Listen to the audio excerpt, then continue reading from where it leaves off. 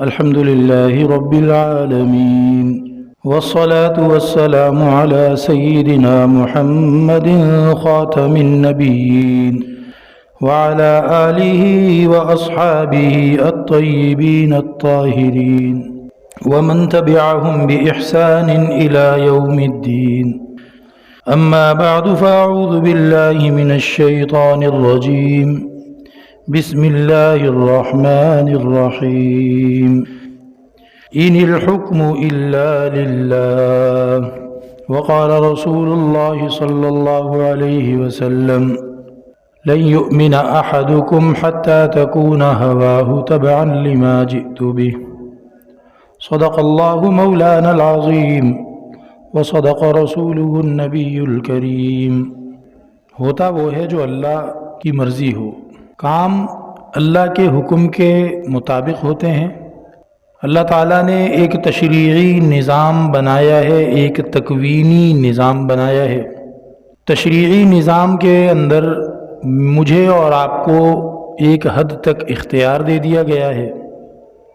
ہم ہدایت کو قبول کریں، ہم نیکی کا کام کریں، ہم نبی صلی اللہ علیہ وسلم کی تعلیمات پر عمل کریں، یا خدا نخواستہ ہم دوسری طرف جائیں، کوئی کفر کرے، کوئی نافرمانی کرے، کوئی فسق کرے، کوئی اللہ کے نبی صلی اللہ علیہ وسلم کی تعلیمات کو غیر ضروری سمجھے یا اس کا انکار کرے، اس کا اختیار دے دیا گیا.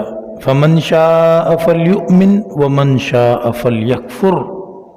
جو چاہے ایمان لائے، جو چاہے کفر کرے. انا اعتدنا للظالمین نارا احاط بهم سرادقها.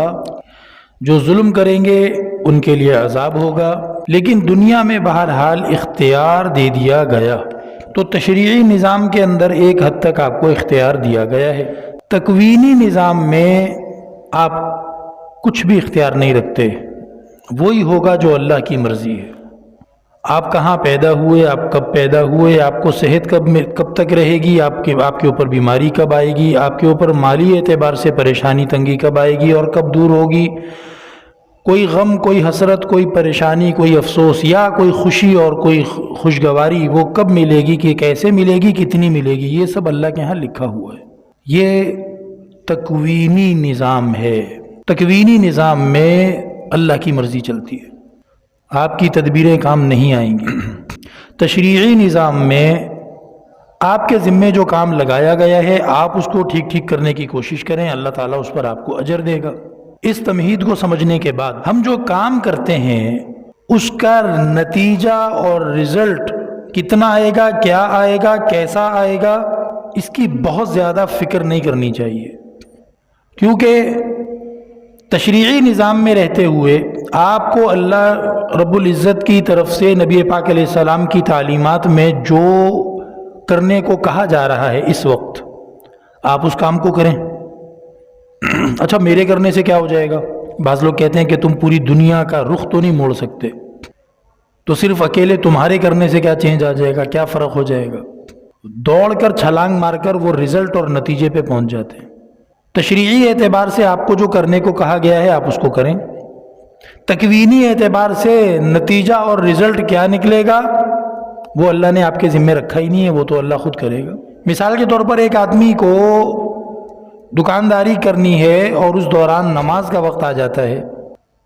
تشریعی اعتبار سے حکم آ گیا ہے کہ بھئی نماز کے لیے چلو. اب اس کو یہ حکم پورا کرنا چاہیے. اس وقت 10 گاہک کھڑے ہیں اور وہ تشریعی اعتبار سے جو حکم ہے اس کو پورا کرنے کے لیے ان سے کہہ دیتا ہے کہ بھئی نماز کے بعد آنا، اور نماز پڑھنے چلا جاتا ہے. بظاہر یہ ہوگا کہ وہ گاہک چلے جائیں گے، کسی اور دکان سے چیز لے لیں گے اور اس کے پاس نہیں آئیں گے پھر.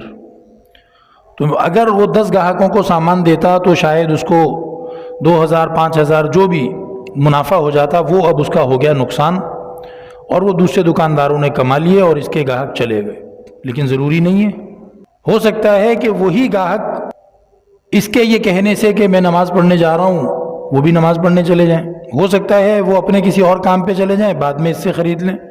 ہو سکتا ہے وہ واپس کبھی بھی نہ آئیں، لیکن اللہ تعالیٰ ان سے اچھا گاہک بھیج دے جو ان 10 کے مقابلے میں زیادہ خیر برکت والا ہو.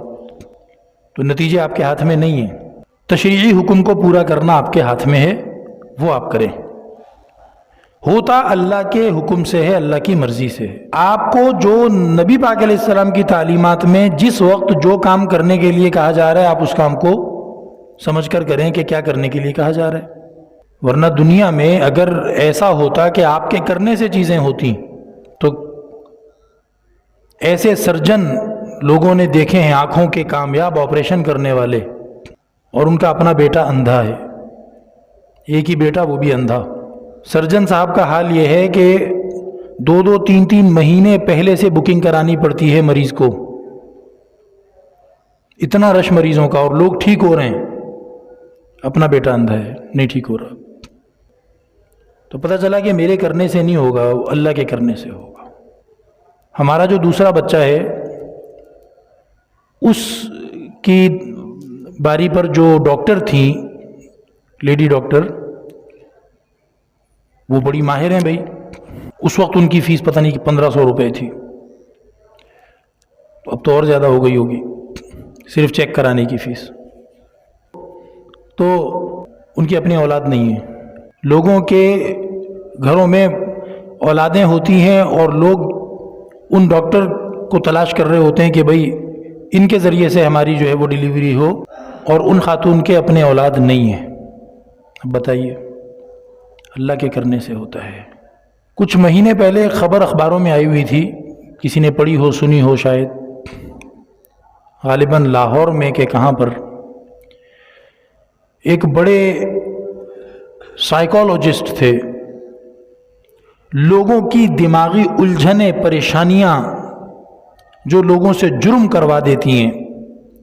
بندہ کسی پریشانی کو سوچتا ہے اور اس کی وجہ سے کسی کو جان سے مار دیتا ہے، یا اپنے آپ کو قتل کرتا ہے، یا کسی کی چیزیں توڑ دیتا ہے جا کے۔ تو ایسے لوگوں کو سائیکالوجسٹ جو ڈاکٹر ہوتے ہیں وہ دیکھتے ہیں، اور ان کی بھی بڑی اچھی اچھی فیسیں ہوتی ہیں۔ اللہ نہ کرے کبھی ہمیں جانا پڑے، لیکن سنا ہے جو لوگ اپنے مریضوں کو لے کے جاتے ہیں تو بڑی فیس ہوتی ہے ان کی۔ یہاں قائد آباد پہ بھی ہے نفسیاتی اسپتال، کیا پتہ نہیں کس نام سے، تو وہ سائیکالوجسٹ ہوتے ہیں۔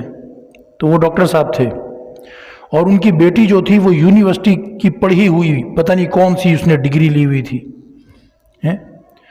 اور باپ بیٹی دونوں، کیا جھگڑا ہوا، کیا ہوا، ڈاکٹر صاحب نے پہلے بیٹی کو قتل کر دیا، اس کے بعد اپنے آپ کو جان سے مار دیا۔ بھائی تو وہ ہے جو لوگوں کو سمجھاتا ہے کہ ذہنی دباؤ میں آ کر جرم نہیں کرنا ہے، اور خود وہ ڈاکٹر صاحب نے خودکشی کر لی، بیٹی کو مار دیا۔ تو معلوم ہوا کہ ہوگا وہ جو اللہ نے کرنا ہے۔ تم تکوینی دائرے میں تم چھیڑ چھاڑ نہیں کر سکتے، تقدیر کو تم نہیں بدل سکتے، تشریع تمہاری ذمہ داری ہے۔ شریعت میں جو کہا گیا ہے کہ یوں کرو یوں کرو، وہ تم پہ فرض ہے، اس میں تم سے پوچھ ہوگی، اور گڑبڑ کرنے کی صورت میں اللہ نے معاف نہ کیا تو عذاب بھی ہوگا، اور اس کے بہت خطرناک نتائج ہیں۔ لیکن تکوینی اعتبار سے تم پابند نہیں ہو کہ پھر آخر میں ہوا کیا، اس کے تم پابند نہیں ہو۔ جو صحیح کام ہے، جو صحیح بات ہے، جو شریعت کی تعلیم ہے، اس کے مطابق آپ عمل کریں۔ کہتے ایک حکیم صاحب تھے، ان کا توکل بڑا مشہور تھا، توکل والے آدمی تھے، اور دواخانے پر جاتے، مریض آتے، ان کو نسخہ لکھ کے دیتے، دوا لکھ کے دیتے، بہت معمولی سی ان کی تھوڑی سی فیس تھی، وہ لیتے۔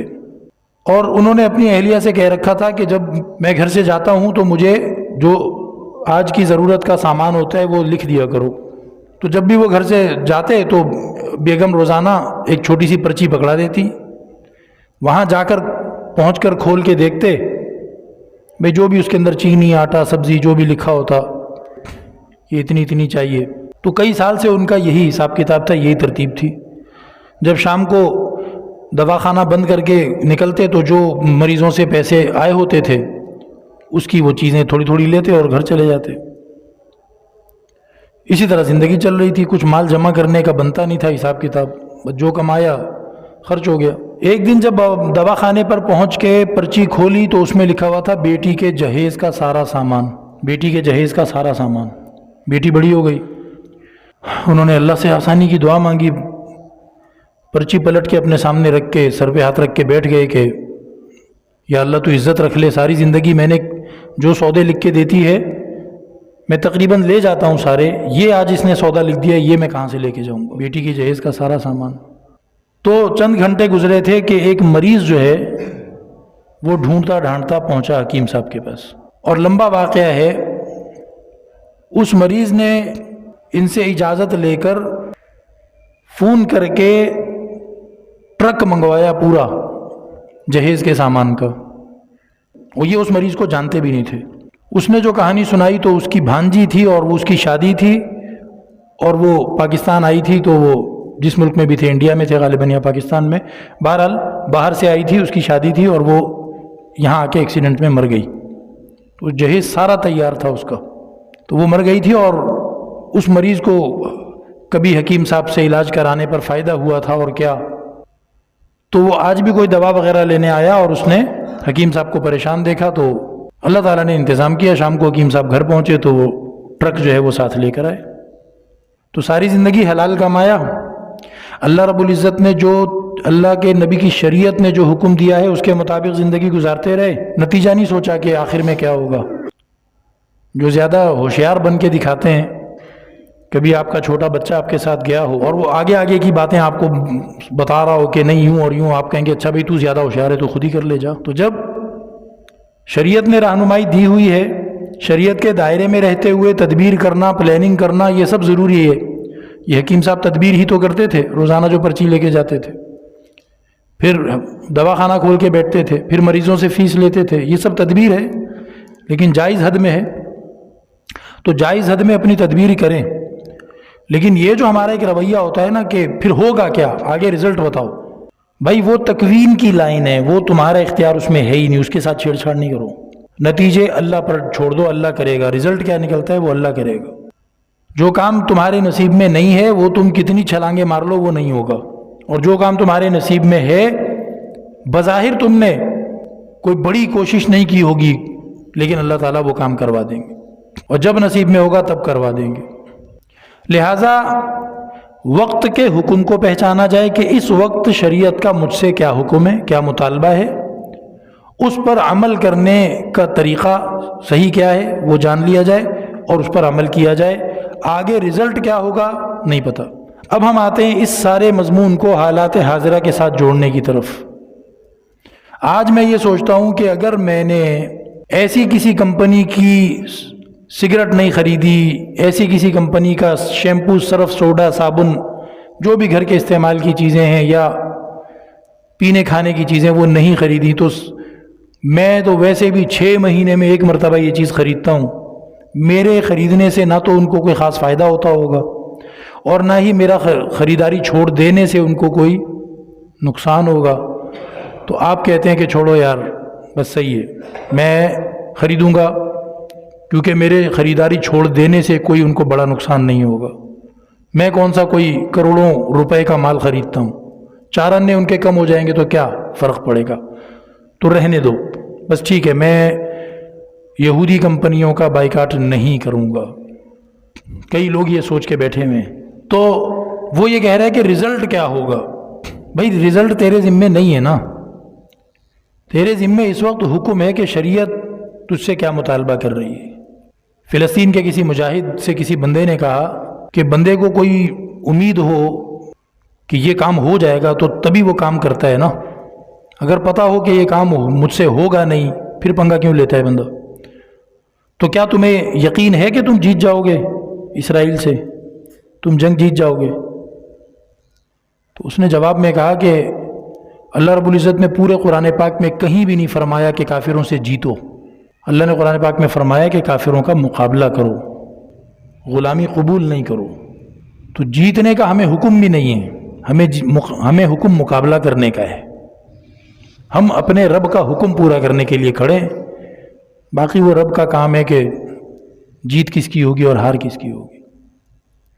اور حدیث میں آتا ہے نبی پاک علیہ السلام نے فرمایا عجباً لامر المؤمن، ایمان والے کا معاملہ بہت عجیب ہے، فإن امرہ کلہ لہ خیر، اس کا تو سارے کا سارا معاملہ کامیابی کا ہی ہے، ایمان والا ناکام ہوتا ہی نہیں ہے۔ ان اصابتہ ضراء صبر فکان خیرا لہ، اگر اس کو تکلیف پہنچے گی وہ صبر کرے گا، صبر کے ذریعے سے نیکیاں کمائے گا، اس کے لیے فائدہ ہوگا، خیر ہوگی۔ وَإِنْ أَصَابَتْهُ السَّرَّاءُ شَكَرَ كَانَ خَيْرًا لَهُ، اگر خوشی ملے گی، فتح ملے گی، کامیابی ملے گی تو شکر کرے گا، اس کے ذریعے ثواب کمائے گا۔ تو اس کے معاملے میں تو نقصان، گھاٹا، ناکامی ہے ہی نہیں، ایمان والا تو بس کامیاب ہے۔ تو کہا کہ ہمیں تو حکم مقابلے کا ہے، جیتنے کا حکم کہیں بھی نہیں ہے، اور صحیح کہا اس نے۔ تو آپ کو اس وقت حکم یہ ہے کہ جو کمپنیاں دشمن کے ہاتھ پاؤں مضبوط کر رہی ہیں ان کمپنیوں کے پاس تمہارے چار آنے نہیں جانے چاہیے۔ یار میرا ان کی بوتل نہ خرید کر، ان کی سگریٹ نہ خرید کر، ان کی چیز نہ خرید کر ان کو کون سا نقصان پہنچ جائے گا، یہ سوال آپ نہ کریں۔ اس وقت آپ کو جو شریعت کا مطالبہ ہے بس آپ اس کو دیکھیں۔ اسی طریقے پہ جہاں پر بھی برائی ہو، ظلم ہو، خرابی ہو، آپ اس سے ہٹ جائیں، آپ اس کا ساتھ نہ دیں، آپ اس جگہ پہ کھڑے نہ ہوں، آپ وہاں موجود نہ رہیں۔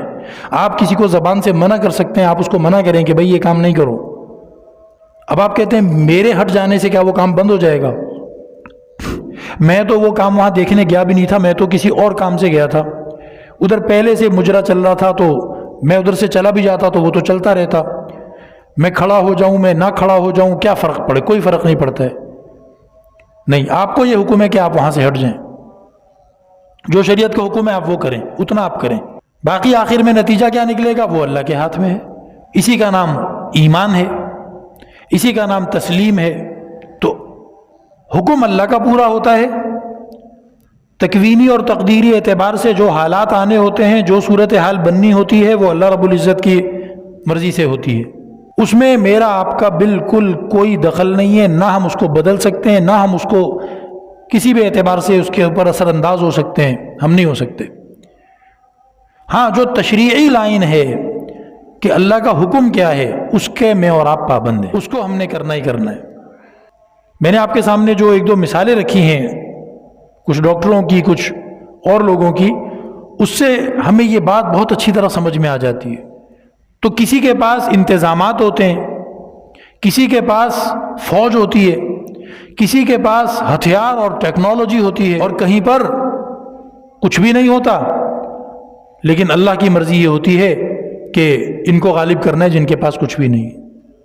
بدر کے میدان میں کیا ہوا تھا؟ نبی پاک علیہ السلام نے اچانک فرمایا کہ جو لوگ ابھی میرے ساتھ مسجد میں ہیں چلو چھاپا مارنا ہے۔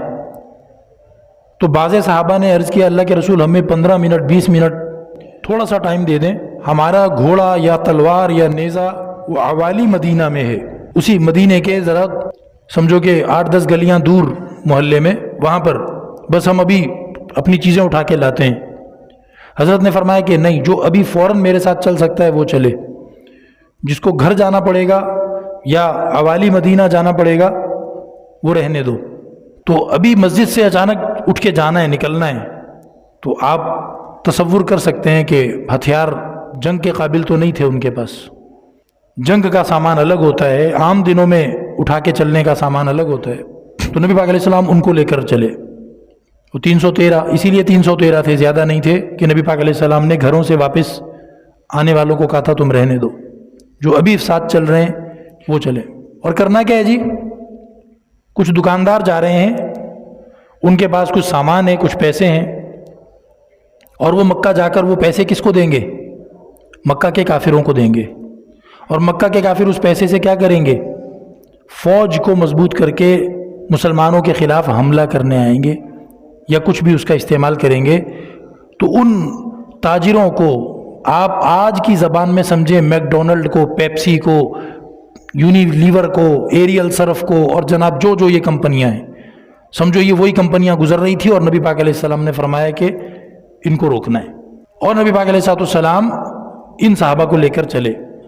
اب قرآن کریم کی ایک آیت ہے لِيُذْهِبَ رِجْزَ الشَّيْطَانِ عَنْكُمْ، کہ اللہ رب العزت نے فرمایا کہ شیطان نے کچھ گند مچایا تھا صحابہ کے ذہن میں، ان کے دل میں وسوسہ ڈال کر، اللہ تعالیٰ نے وہ گند دھو دیا بارش کر کے۔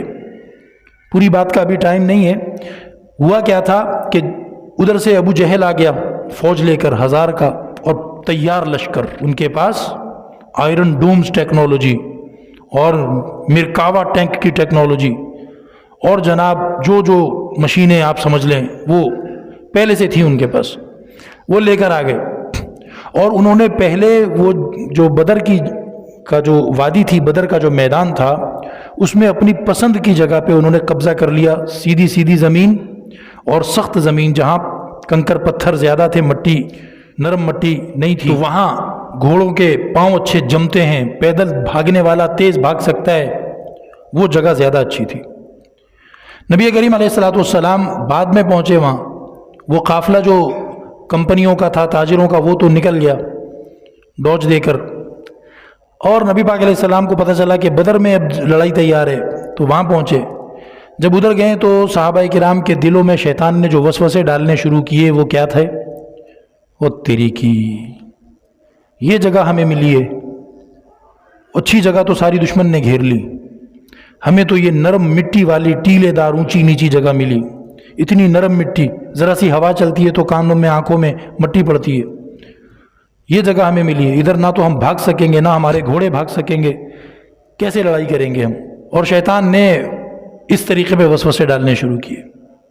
تو اللہ رب العزت فرماتے ہیں کہ ہم نے بارش برسائی، اور ایسی زبردست بارش ہوئی کہ یہ جو نرم جگہ تھی، یہ پانی لگ کے اچھی طرح بیٹھ گئی، اور وہ جگہ مٹی کے اوپر جب ترائی کر دو، پانی چھڑک دو تو جم جاتی ہے نا، صحیح ہو جاتی ہے۔